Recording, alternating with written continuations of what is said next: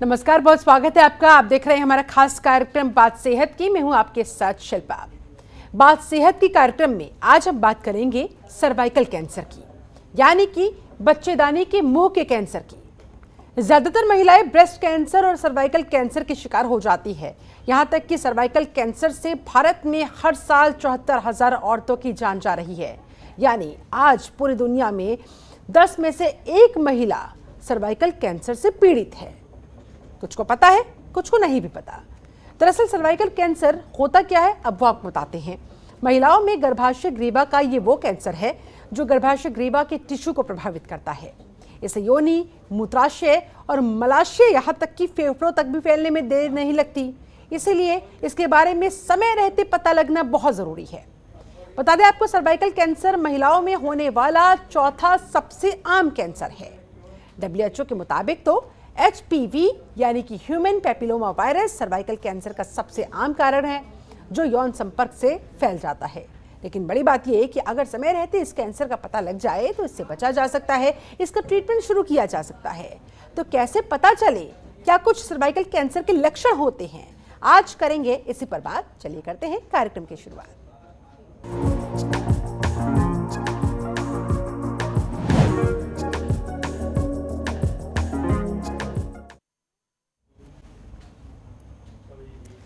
और चलिए हमारे साथ इस टॉपिक पर बात करने के लिए एक खास मेहमान जुड़ चुकी हैं। हमारे साथ इस समय डॉक्टर मौलश्री मेहता जुड़ चुकी हैं, गायनेकोलॉजिस्ट है। बहुत बहुत स्वागत करती हूं डॉक्टर मेहता आपका।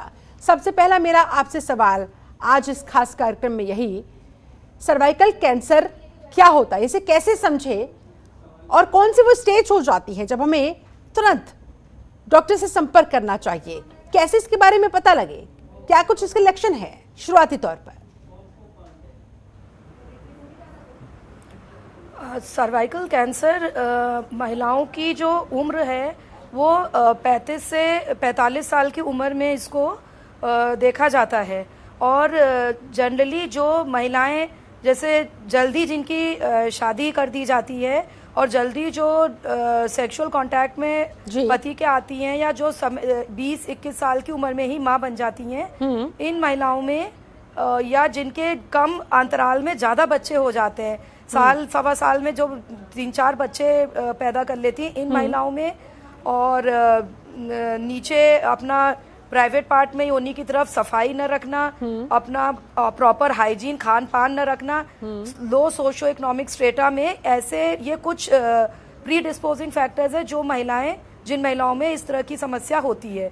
मैं संक्षिप्त में ये कहना चाहूंगी कि कम उम्र में शादी और जल्दी बच्चे पैदा करना और फ्रीक्वेंट सेक्सुअल इंटरकोर्स, ये बहुत कॉमन कारण है अपने देश में महिलाओं में ये कैंसर होने का, सर्वाइकल कैंसर का चांस होने का, या ये आप कह लीजिए ये मुख्य प्री डिस्पोजिंग फैक्टर्स हैं।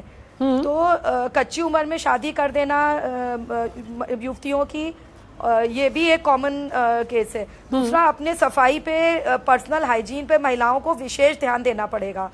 और तीसरा कि महिलाएं जब योनि से बदबूदार पानी आने लगे या पुरुष से संपर्क के बाद अगर उनको ब्लीडिंग शुरू हो जाती है, तो ये 2 कॉमन कारण है जो महिलाएं ओपीडी में आके हम लोगों से संपर्क करती हैं। एक, बदबूदार पानी आने पे, दूसरा ज्यादातर शिकायत महिलाओं की रहती है कि जैसे पुरुष से संपर्क करने के बाद उन्हें आम माहवारी आने के बाद भी खून आता है। तो ये 2 कॉमन फैक्टर्स हैं जिसके साथ महिलाएं प्रेजेंट करती हैं। और प्री डिस्पोजिंग फैक्टर्स जो कारण है कॉमन अपने भारतवर्ष में सर्वाइकल कैंसर के, वो मैंने आपको संक्षिप्त रूप में बता दिए हैं। जी, ऐसे में हम लक्षणों की बात कर रहे हैं, आपने कुछ लक्षण तो बता दिए हैं, और क्या कुछ लक्षण हो सकते हैं?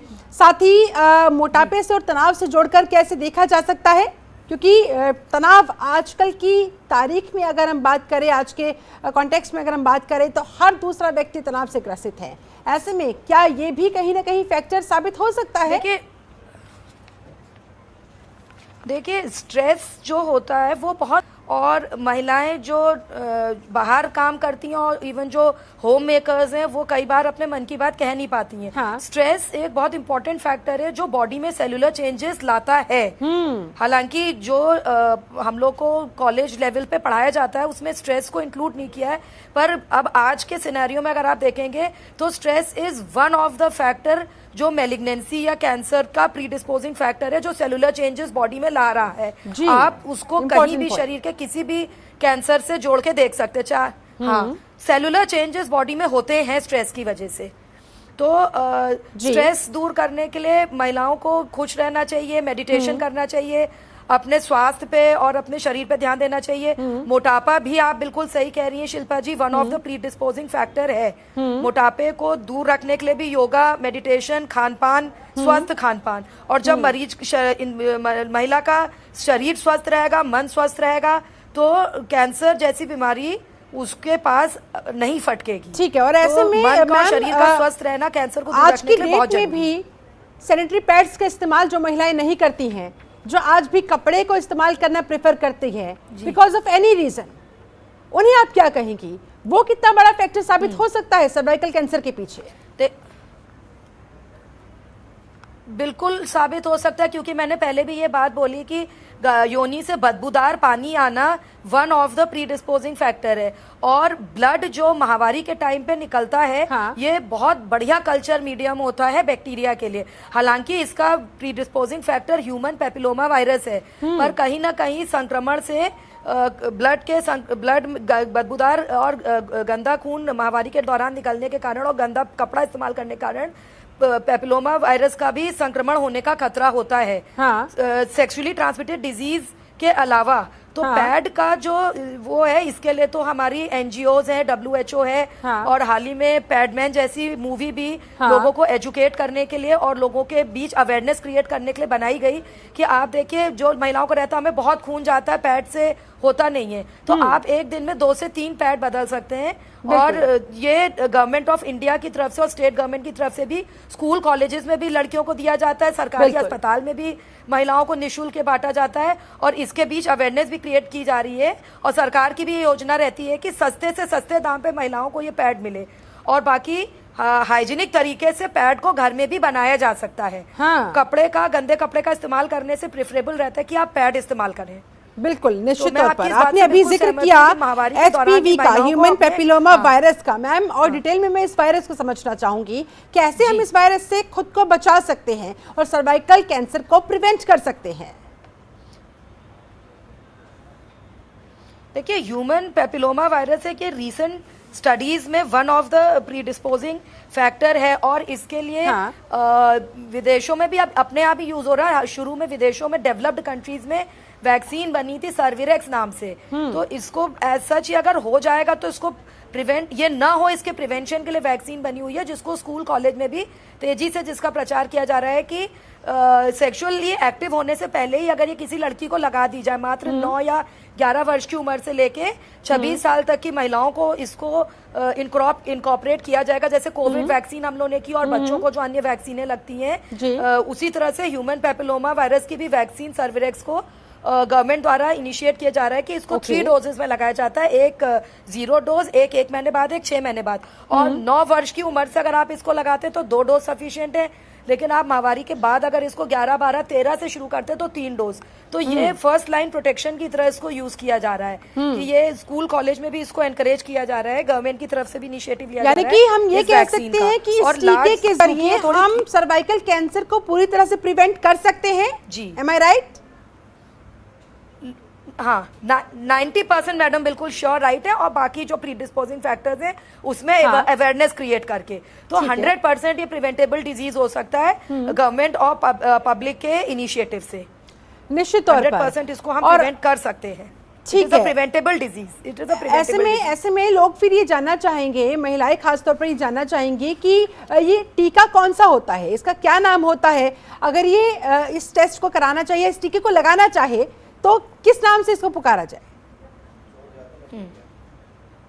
इसको सर्विरेक्स नाम से पुकारा जाता है, और ये अगर 9 साल से बालिका में लगाया जाता है तो इसके 2 डोज ही काफी है, 0 डोज और एक 1 महीने बाद। लेकिन अगर आप इसको 11, 12 या 13 साल ऑनवर्ड से 26 साल तक की एज में लगाते हैं तो इसकी 3 डोज लगाई जाती है, 0 डोज, एक 1 महीने बाद और एक 6 महीने बाद। मैम, क्या सर्विकल कैंसर के कुछ टाइप्स भी होते हैं? किया गया है। क्या इसके कुछ प्रकार भी होते हैं सर्वाइकल कैंसर के? हाँ, देखिए, सर्वाइकल कैंसर के टाइप्स तो नहीं होते, सर्वाइकल कैंसर की स्टेजिंग होती है। स्टेजिंग में सर्वाइकल कैंसर की जो स्टेजिंग होती है, इसमें सर्वाइकल इंट्राएपिथेलियल नियोप्लेजिया 1, 2, 3 ये स्टेजिंग होती है, ये प्रिवेंटेबल होती है सर्जिकली। और उसके बाद कार्सिनोमा इन सीटू जो कि फैला हुआ कार्सिनोमा होता है, उसको हम लोग रेडियो कीमोथेरेपी से ठीक करने की कोशिश करते हैं। तो अगर अर्ली स्टेजेस में ये डायग्नोस हो जाए तो इसको ये ट्रीटेबल होता है जब तक ये पूरी तरह से फैला नहीं होता है। अब मुख्य समस्या जो शहरी क्षेत्र की महिलाएं होती हैं उनसे ज्यादा, जैसे मैंने पहले भी कहा, लो सोशियो इकोनॉमिक स्टेटस है, अपने पर्सनल हाइजीन की अवेयरनेस नहीं है। आपने भी एक पॉइंट पर हाईलाइट किया कि पैड्स नहीं यूज करती महिलाएं। तो ग्रामीण क्षेत्र में अगर महिलाएं हमारे पास पोस्ट मतलब आदमी से संपर्क के बाद ब्लीडिंग को लेके आती हैं, योनि से बदबूदार डिस्चार्ज के साथ आती, तो वहां पे भी ग्रामीण क्षेत्र में पीएचसी सीएचसी पे भी टेस्ट अवेलेबल होते हैं, जिससे कि हम उनको एक अवेयरनेस क्रिएट कर सकते हैं कि हाँ आप में ये लक्षण आ रहे हैं जी। तो उनके कुछ सर्टेन टेस्ट होते हैं, जैसे पैप्समेयर है, पैप्समेयर टेस्ट से हम लोग इसको आइडेंटिफाई कर सकते हैं। ल्यूगॉल्स आयोडीन टेस्ट है, इसमें हम लोग पैचेस लगाते हैं बच्चेदानी के मुहाने पे। अगर हमें बच्चेदानी का मुहाना खराब लगने लगता है, जिसको हम इरोजन के नाम से कहते हैं, इरोजन जैसे हमें चेंजेस लगने लगेंगे, एक मुहाना बिल्कुल साफ सुथरा जैसे एक मुहाना ले लीजिए, एक में थोड़े थोड़े चेंजेस हमें लगने लगते हैं, खून का दौरा बढ़ता हुआ लगता है, जैसे हम उसको अगर पकड़ने की कोशिश करें तो एकदम ब्लीड करने लगेगा, तो वहां पे हम आयोडीन पैच टेस्ट करते हैं कि हम ये पेरिफ्री में भी हो सकता है, पीएचसी सीएचसी पे भी हो सकता है। तो उसमें आयोडीन के हम लोग वहां पे बच्चेदानी के मुहाने पे लगाते हैं। तो जो अच्छे सेल्स होते हैं जिनमें ये कैंसर के चेंजेस नहीं दिखते, वो तो आयोडीन में ब्राउन कलर के रहेंगे, ग्लूकोज रिच सेल होते हैं, और जिनमें ये चेंजेस होते हैं वो व्हाइट दिखने लगते हैं। उन व्हाइट जगहों से फिर हम बायोप्सी लेके भी मेडिकल कॉलेजेस में भेजी जा सकती है। तो ये ल्यूगॉल्स आयोडीन पैच टेस्ट है, पैप्समेयर है, ये सीएचसी पीएचसी पे भी अवेयरनेस प्रोग्राम क्रिएट करके किए जा सकते हैं महिलाओं को अवेयर करने के लिए। मैम ऐसे में ये कैंसर गर्भाशय का किस उम्र में हो सकता है, इसे कैसे समझे? ये मैंने जैसे आपको बताया, बच्चेदानी का मुहाने का कैंसर ज्यादातर सेक्सुअली एक्टिव महिलाओं में होता है। और ये 35 से 45 साल की एज इसकी होती है। और आपका जल्दी कम उम्र में शादी होना, जल्दी जल्दी बिना गैप के बच्चे पैदा करना, ये one of the important reasons है। बार बार बच्चेदानी के मुहाने पे मल्टीपल सेक्सुअल इंटरकोर्सेस का जो मुहाने होता है प्रोसीजर, उससे भी बच्चे गर्भाशय के मुहाने पे चेंजेस आने लगते हैं जी। और परिवार कल्याण न इस्तेमाल करना, परिवार कल्याण का साधन होगा तो बार बार बच्चे भी नहीं होंगे। बिल्कुल। तो परिवार कल्याण का भी जो गवर्नमेंट ऑफ इंडिया की स्कीम है, स्कीम है, और जो स्टेट गवर्नमेंट भी उसके उसमें लगी कि महिलाओं को परिवार कल्याण के लिए हम लोग को जोर देना चाहिए। बहुत अपना आपने यहाँ पर इम्पोर्टेंट पॉइंट रेज किया, अंतर बच्चों में, क्योंकि जब इसका इस्तेमाल नहीं किया जाता है यही कारण होता है कि बहुत सारी महिलाओं को बार बार एबॉर्शन से होकर गुजरना पड़ता है। वो कितना बड़ा फैक्टर फिर साबित हो जाता है, या वो कितना बड़ा कारण माना जाए? बार बार एबॉर्शन का भी वही रीजन है, मल्टीपल एबॉर्शन से भी बच्चेदानी के मुहाने को एक्सपोजर होता है इन्फेक्शन का। क्योंकि एबॉर्शन आप कितनी भी हाइजीनिक तरीके से करिए एंड आप यूवी रेज के प्रेजेंस में तो नहीं करेंगे, एटमॉस्फेयर में तो एक्सपोजर होता ही है। तो मल्टीपल एबॉर्शंस भी गर्भाशय के मुहाने को बार बार औजार से पकड़ने से चोट पहुंचाते हैं, चोटिल करते हैं। तो बार बार जो ऊपर का एक प्रोटेक्टिव लेयर होती है, सेलुलर लेयर, वो हर बार एबॉर्शंस की वजह से परत दर परत फ्रिक्शन की वजह से हटती जाती है। तो रेगुलर फ्रिक्शन से भी वन ऑफ द रीजन है कि बार बार फ्रिक्शन होता है, तो जो ऊपर की प्रोटेक्टिव कवरिंग है वो हटती जाती है। वो बच्चे गर्भाशय के मुहाने को बाहर के वायरस को और उसको एक्सपोज करके प्रोन करती है, और मैलिग्नेंसी या कैंसर ऑफ बच्चेदानी का मुहाने का। मैम महिलाओं के मन में ये भी सवाल रहता है कि चलिए ठीक है, प्रिवेंशन करनी चाहिए, तमाम लक्षण अगर नजर आए तो डॉक्टर से कंसल्ट करना चाहिए, कौन कौन से टेस्ट आप करा सकते हैं ये भी आपने बता दिया, लेकिन अगर महिलाओं को ये हो जाता है तो क्या ये पूरी तरह से ठीक हो सकता है? देखिए, वही मैंने आपसे बोला कि जैसे महिलाओं को अगर ये हो गया तो एक तो डरने घबराने की जरूरत नहीं है। अब देखिए, कोई चीज हो गई तो उसका इलाज है। साइंस ने बहुत तरक्की कर ली है। और कैंसर इंस्टीट्यूट्स हैं इंडिया में, और ऑन्कोलॉजिस्ट हैं, फीमेल ऑन्कोलॉजिस्ट भी हैं। तो इसमें अगर अर्ली स्टेजेस का कैंसर होता है तो ये ट्रीटेबल है विद फॉलोअप। फॉलोअप में डॉक्टर के रहना पड़ेगा। और लेट स्टेजेस का भी अगर ये कैंसर है तो इसमें कोशिश ये की जाती है कि गर्भाशय को निकाल दिया जाए, रेडियो कीमोथेरेपी से इसको ट्रीट किया जाए और लाइफ एक्सपेक्टेंसी बढ़ाई जा सकती है, पर इसमें रेगुलर फॉलोअप में रहना पड़ता है डॉक्टर के। इसका ट्रीटमेंट बड़े कैंसर इंस्टीट्यूट्स में फीमेल ऑन्कोलॉजिस्ट की प्रेजेंस में या मेडिकल कॉलेजेस जो अपने प्रदेश में हैं उनमें इसका इलाज संभव है। इलाज की आपने बात की, इलाज का नाम सुनते ही कहीं ना कहीं एक लोगों के मन में डर भी बैठ जाता है कि ना जाने कितना महंगा होगा, कितना एक्सपेंसिव होगा। मैम इस बारे में आप कुछ आइडिया दे पाए? महंगा होगा,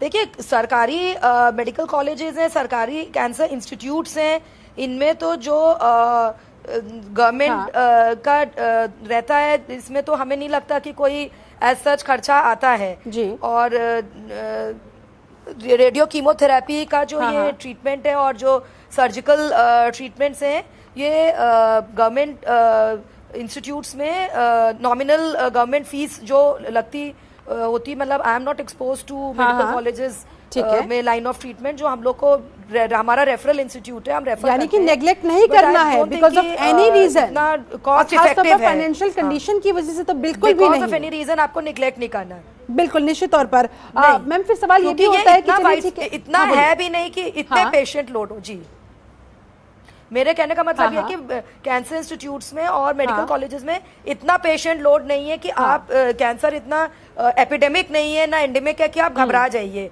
कि आप इसको ट्रीट नहीं कर पाएंगे। बहुत पेशेंट लोड नहीं है, जनरली फर्स्ट सेकंड स्टेज में ही ये ट्रीटेबल और क्योरेबल है, और अगर रेगुलर स्क्रीनिंग इसकी की जाए और वैक्सीनेशन को प्रमोट किया जाए तो ये हो सकता है कि इसका दर जो है वो कमी हो जाए। तो इतना मतलब लेट स्टेजेस जो क्योरेबल और ट्रीटेबल नहीं हो मेडिकल कॉलेज में एडमिट होते हैं उसमें उनको इतना घबराने की जरूरत नहीं। ठीक है मैम, अगर ये कदम उठा भी लिया जाए उपचार के लिए, इलाज के लिए, लेकिन फिर जहन में ये सवाल आता है कि क्या जो हम ट्रीटमेंट ले रहे हैं वो स्थायी रहेगा, यानी कि एक बार उपचार करा लेने के बाद क्या पूरी तरह से क्योर हो जाएगा? नहीं, अस्थायी देखिए इस नहीं देखिए परमानेंट जैसा मेलिग्नेंसी में नहीं रहता शिल्पा जी, इसमें फॉलो अप रहता है, 6 months to 5 years का फॉलो अप करते हैं, डॉक्टर्स बुलाते हैं फॉलो अप के लिए, और लाइफ एक्सपेक्टेंसी बढ़ाई जाती है इसमें।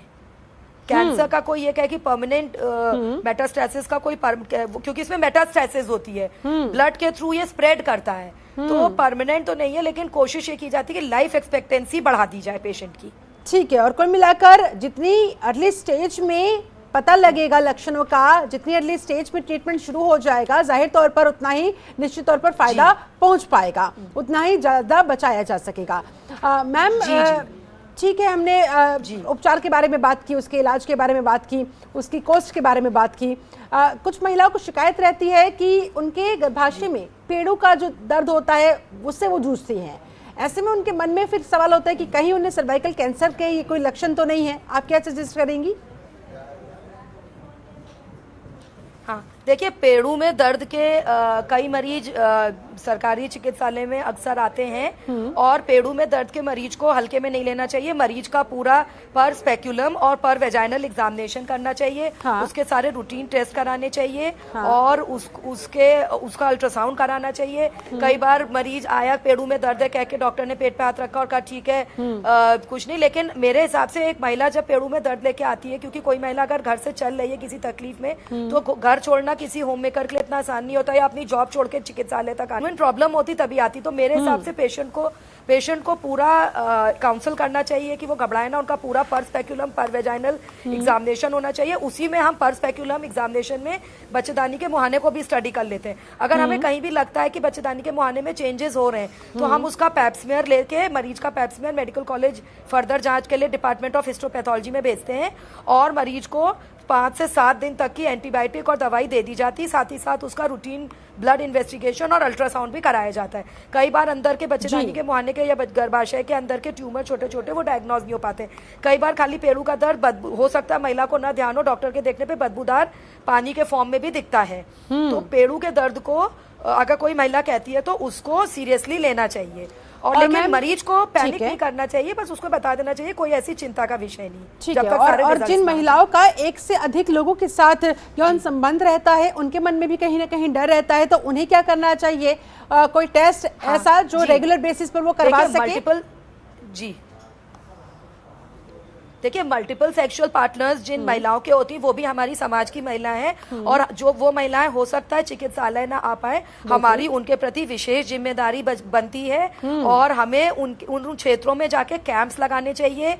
माह में कम से कम 2 बार कैंप्स लगाने चाहिए, उनका चेकअप करना चाहिए, उनका भी स्क्रीनिंग करना चाहिए, उनका भी अवेयरनेस उन महिलाओं के बीच में भी करनी चाहिए। उनके द्वारा पैदा की गई लड़कियों को भी यौन शिक्षा के बारे में अलर्ट करना चाहिए। महिलाओं को भी उनके द्वारा, उनके साथ जो पैदा हुई नई लड़कियां हैं जो 9 साल 10 साल की, उनके अंदर भी यौन शिक्षा का प्रोग्राम होना चाहिए, और उनको प्रोग्राम के थ्रू उनके अंदर अवेयरनेस क्रिएट करनी चाहिए। ये महिलाएं हमारी ज्यादा जिम्मेदारी है, जो हम तक नहीं पहुंच पा रही हैं उन्हें, हमें उन तक पहुंच के उनके बीच में रह के अवेयरनेस क्रिएट करनी है, और ये हमारी जिम्मेदारी है कि उनकी स्क्रीनिंग की जाए, और कोई भी वैक्सीनेशन ड्राइव शुरू होती है तो हमें उन तक पहले पहुंचाना है वैक्सीनेशन ड्राइव को। जी, बहुत अच्छी तरीके से आपने भी समझाया मैम, और बहुत इंपॉर्टेंट पॉइंट आपने यहाँ पर रेज किया है। बहुत ये बड़ी जिम्मेदारी है हमारी, हमारे पूरे समाज की। ऐसे में एक और सवाल ये कि सर्वाइकल कैंसर के बाद क्या प्रेगनेंसी संभव है, कितने चांसेस होते हैं? क्योंकि महिलाएं जो अर्ली स्टेज में शिकार बन जाती है सर्वाइकल कैंसर की, उनके मन में कहीं ना कहीं ये सवाल उठता है कि अब उनकी फैमिली का क्या होगा, क्या आगे वो फैमिली बढ़ा पाएंगी कि नहीं? देखिए, सर्वाइकल कैंसर अगर हमको महिला कोई ग्रामीण क्षेत्र से या शहरी क्षेत्र से मिलती है और उसमें हमें चेंजेस लगते हैं, या ऑलरेडी वो डायग्नोज्ड है कहीं ना कहीं से और शहरी हम लोग के पास संपर्क में आती है, तो प्रयास ये किया जाता है कि अगर महिला शुरू के स्टेजिंग की कैंसर है तो हम उसको, गर्भवती महिला को सामान्य प्रसव से भी बच्चा पैदा करा सकते हैं। नहीं तो हम, ये तो उन महिलाओं की मैं बात कर रही हूँ जो गर्भवती हैं, और नहीं तो हम उनको caesarean section, classical caesarean section के थ्रू बच्चा देते हैं। लेकिन अगर मरीज गर्भवती नहीं है और कैंसर से डायग्नोज हो चुकी है, तो प्रयास ये किया जाता है कि उनकी बच्चेदानी को प्रिजर्व किया जाए। बच्चेदानी उनकी न हटाई जाए, क्योंकि कई बार ऐसा होता है कि ऐसी स्टेजेस में कैंसर डिटेक्ट होता है कि अगर प्रसूता के पास एक बच्चा वो और चाहती, और गर्भाशय को प्रिजर्व करने की कोशिश की जाती है, तथा उनकी जो टेस्टिंग होती है उसमें हम लोग बायोप्सी नहीं करते हैं, क्योंकि बायोप्सी करने से एबॉर्शन होने का चांस हो जाता है, ब्लीडिंग, जरूरत से ज्यादा ब्लीडिंग होने का चांस हो जाता है, और प्री टर्म लेबर में समय से पूर्व प्रसव पीड़ा का चांस होता है। ये तो हो गया उन महिलाओं को जो गर्भवती हैं, और जो गर्भवती नहीं है और उनमें कोशिश की जाती है कि बच्चेदानी को प्रिजर्व किया जाए,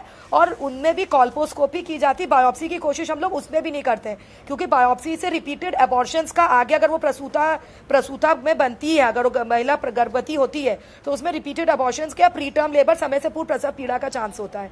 तो महिलाओं को कोशिश ये की जाती है कि अगर महिला प्राइमी पैरा या एक बच्चा और चाहती है, नली पैरा बच्चे नहीं और कैंसर डायग्नोस हो गया, तो हम लोग उसके गर्भाशय को प्रिजर्व करने की कोशिश करते हैं। ठीक है, ये एक ऑप्शन उनके सामने हो सकता है। ऐसे में डॉक्टर मेहता, जिन महिलाओं का परिवार पूरा हो चुका है, वो और बच्चे नहीं चाहती हैं, और वो सर्वाइकल कैंसर उनके अंदर डायग्नोस होता है, तो वो ट्रीटमेंट की बजाय क्या अगर पूरा का पूरा गर्भाशय ही निकलवाना चाहे, इज इट पॉसिबल?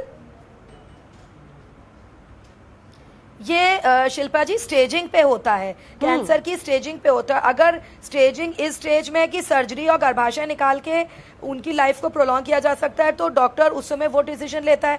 अगर ये लगता है कि सर्जरी के साथ हमें कीमोथेरेपी, रेडियोथेरेपी देना है, तो वैसा डिसीजन। तो ये स्टेजिंग पे होता है, पर कोशिश ये की जाती है कि अगर अर्ली स्टेजेस ऑफ कैंसर है तो गर्भाशय को प्रिजर्व किया जाए।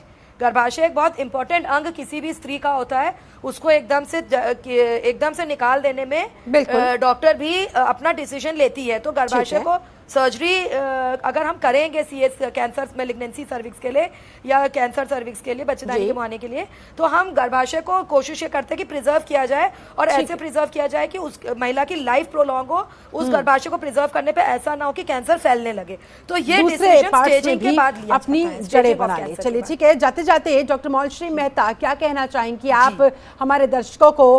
फाइनल कमेंट्स आपका, क्या सलाह उन तक पहुंचाना चाहेंगी जो महिलाएं इस शो को देख रही हैं?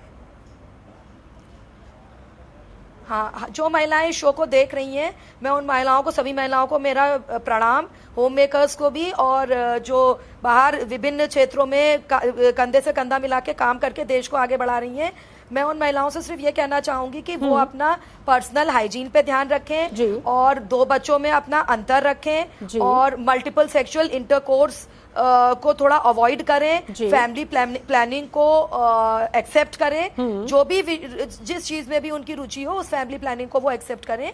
और कभी भी उनकी योनि से बदबूदार पानी आए, पेड़ों में दर्द हो, कभी भी आदमी से संपर्क करने के पश्चात उनको खून आता है या कभी जरूरत से ज्यादा माहवारी आती है तो निसंकोच वो महिला डॉक्टर से संपर्क करें, उनकी आगे मदद की जाएगी। एवं वो महिलाएं जो मल्टीपल सेक्सुअल पार्टनर्स के थ्रू अपना जीविकोपार्जन करती हैं, उन महिलाओं को भी अपनी झिझक और संकोच छोड़ के डॉक्टरों से संपर्क करना चाहिए।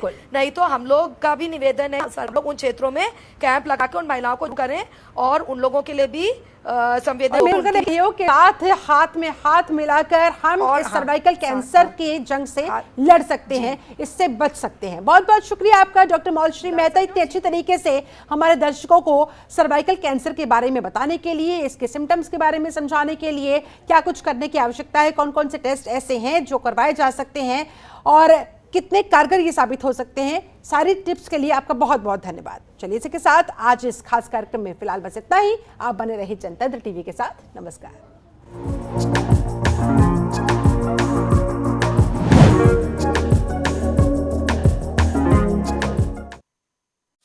खबरों के निष्पक्ष विश्लेषण के लिए सब्सक्राइब करें Janatantra TV and press the bell icon. Never miss any update.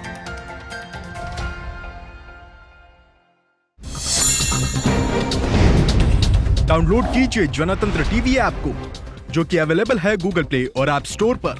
अधिक जानकारी के लिए अभी डाउनलोड करें।